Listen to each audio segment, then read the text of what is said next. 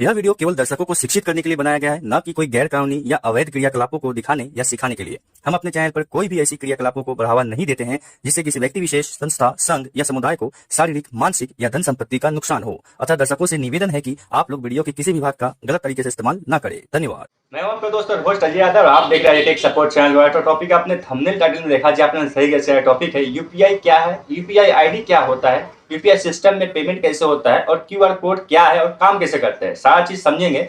आज के समय में इस जनरेशन में हम लोग लगभग मैक्सिमम लोग, सभी लोग समझ लीजिए यूपीआई का यूज करते हैं, लेकिन उनको ये नहीं पता कि यूपीआई है क्या चीज, इसका इस्तेमाल कैसे करते हैं, जो आईडी क्रिएट करते हैं काम कैसे करता है, आईडी कितना यूनिक होता है, क्या फायदा है क्या लॉस है, समझेंगे इस वीडियो में। बहुत ध्यान से देखिएगा, ये नॉलेजफुल वीडियो है, क्योंकि हम में से सभी लोग लगभग आज यूपीआई के सिस्टम का यूज करते हैं, उनको इसके बारे में फुल नॉलेज ही नहीं। तो ज्यादा बकवास नहीं करते हैं, टॉपिक शुरू करते हैं कि यूपीआई क्या है। तो सबसे पहले यूपीआई क्या है, इसको समझने से पहले यूपीआई का नाम क्या है पूरा वो समझते हैं। यूपीआई शॉर्ट फॉर्म है, इसका फुल फॉर्म होगा unified payment interface. Unified payment interface का मतलब एक ही जगह में सारे पेमेंट को कंट्रोल करना, इसका मतलब ये होता है। तो ये क्या चीज है अभी समझ में आएगा, लेकिन उससे पहले आपको समझना पड़ेगा 2016 से पहले हम लोग को चलना पड़ेगा। अभी 2024 चल रहा है, तो कुछ इस चीज को समझने के लिए 2016 से पहले चलते हैं। उस समय सिस्टम क्या था पेमेंट का, जब भी हमें कोई मोबाइल रिचार्ज करना पड़ता था तो क्या करना पड़ता था, दुकान में जाना पड़ता था। मोबाइल में कोई ऑप्शन ही नहीं था पेमेंट करने का, मतलब रिचार्ज करने का। किसी को मनी ट्रांसफर करना है तो किसी दुकान में जाकर ट्रांसफर करना पड़ता था,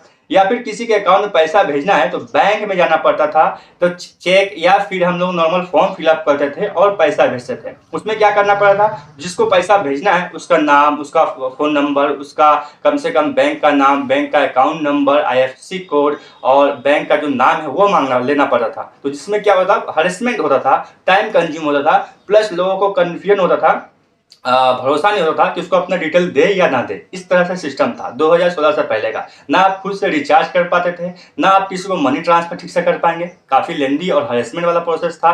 कभी कभी सर्वर डाउन रहता था बैंक का, कभी नेटवर्क स्लो है, कभी आप देखिएगा रात को पेमेंट करिएगा, अगर आप मान रहे नेट बैंकिंग का यूज करके भी कर रहे हैं तो भी डाउन दिखा रहा है। उस समय ऑफलाइन ऑनलाइन दोनों मोड था 2016 से पहले, लेकिन बैंक के सिस्टम से ही था। बैंक का पर्टिकुलर ऐप ही यूज करना पड़ता था ऑनलाइन ट्रांजेक्शन के लिए। मतलब छोटा मोटा पेमेंट की बात मैं नहीं कर रहा हूँ, किसी को 2 रुपया 5 रुपया पेमेंट करना, टपरी पे चाय पीने गया उसको स्कैन मार के पेमेंट कर दिया, वो सब सिस्टम पहले था ही नहीं 2016 से पहले। तो उसके बाद इतना सारा प्रॉब्लम था, तो एनसीपीआई जो है हमारे देश का, जो आप समझ सकते हैं एनसीपीआई एक संस्था है जो सारे ट्रांजेक्शन को हमारे देश का कंट्रोल करता है। वो आरबीआई और इंडियन गवर्नमेंट के साथ मिल करके काम करता है, और जितना भी इंडिया में हमारे देश में ट्रांजेक्शन होता है मनी का, वो कंट्रोल करने का काम करता है। वो कुछ रूल्स रेगुलेशन भी बनाता है। तो 2016 पहले कुछ नहीं था।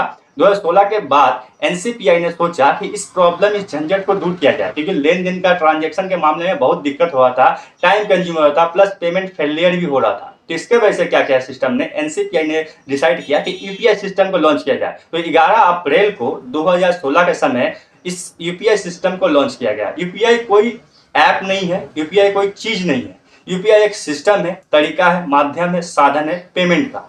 वो एक सारे पेमेंट को एक साथ जोड़ करके सिंगल क्लिक में, जस्ट 1 क्लिक में पेमेंट का ट्रांजेक्शन कर सकता है। ये एक ऐसा मेथड था।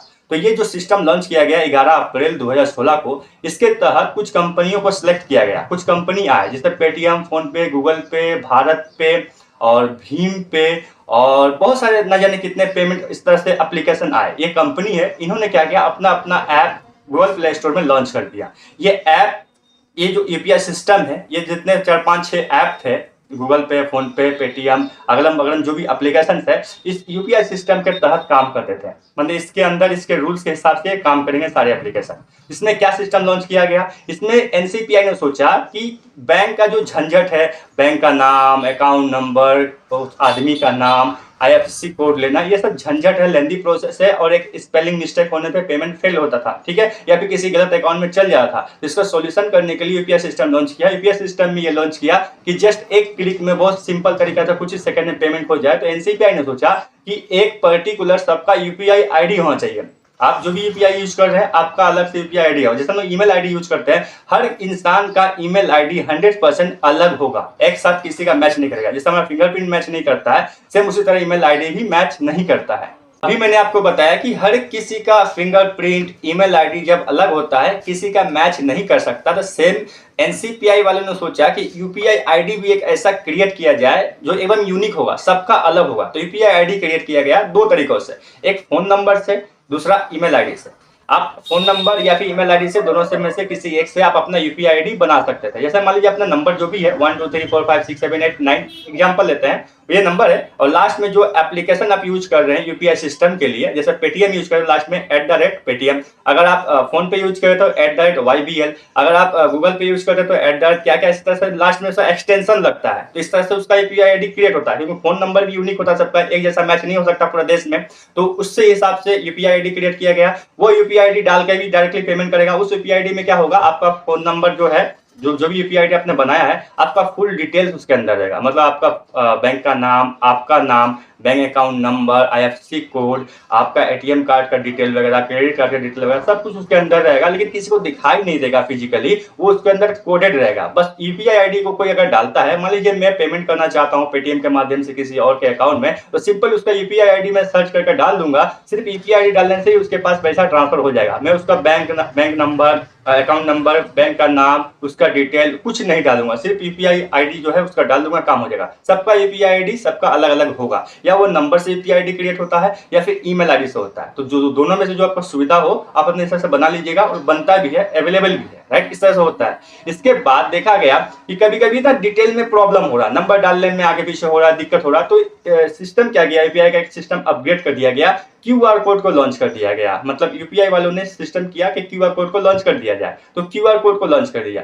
क्विक रिस्पॉन्स, क्यूआर कोड का नाम है क्विक रिस्पॉन्स कोड, मतलब जस्ट स्कैन करिएगा, आपका फुल डिटेल उस क्यूआर कोड के अंदर होगा। जैसे आपका नाम, बैंक का नाम, अकाउंट नंबर, आईएफएससी कोड, सब कुछ डिटेल उस क्यूआर कोड के रहेगा। आप स्कैन करिएगा, बस पेमेंट हो जाएगा। इसमें आपको कोई डिटेल डालना नहीं है, बस अमाउंट डालना है। स्कैन करने के बाद ऑटोमेटिक उसका नाम वगैरह सब कुछ आ जाएगा, और अमाउंट डालिएगा, पेमेंट हो जाएगा। तो इस तरह से यूपीआई आईडी भी काम करता है। इसमें क्यूआर कोड बहुत अच्छा तरीका से काम किया, फास्ट और वाइटल तरीका से काम किया। तो यूपीआई सिस्टम आपको आइडिया समझ में आ गया। तो जितनी भी एप्लीकेशंस है, पेटीएम, फोन पे, गूगल पे, भारत पे, क्या क्या पे नहीं पता क्या क्या पे है, सारे यूपीआई सिस्टम के अंदर काम करते हैं। और यूपीआई सिस्टम को लॉन्च करने वाला कौन था, एनसीपीसीआई।